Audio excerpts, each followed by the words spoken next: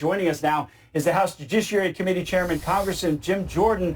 So, Congressman, are you surprised, at the change of heart in some of these cities?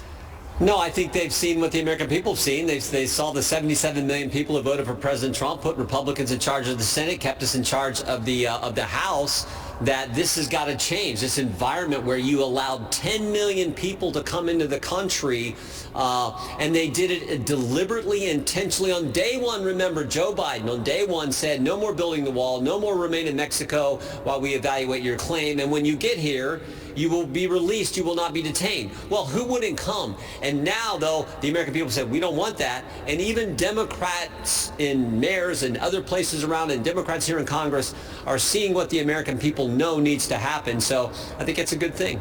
And Congressman, do you think these pictures beamed now to South American countries where people might think, hey, I want to try and sneak into the United States? Are these pictures themselves a deterrent? Well, yeah, I think everything that President Trump, Tom Homan, everything they're doing is. Remember, the incentives were all the other direction when Joe Biden did his executive orders on the first day. President Trump did 11 executive orders over the last 72 hours relative to immigration law and border security that are just the opposite. So that is sending the message, look, there's a new sheriff in town, and we're going to enforce the law. We're going to get rid of the bad guys. President Trump is doing exactly what he told the voters he was going to do, and God bless him for doing it. He said he was going to go after the bad guys first. That's what they're doing. Then there's 1.3 million migrants who've come here who've had their day in court, and the judge said, you do not qualify under our asylum laws. Those people need to go too. So that's where they're starting to focus, and that sends a message.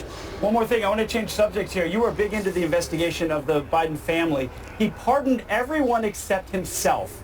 Do you think he should still be investigated for that pay-for-play? I think the facts are out there, and we typically don't go.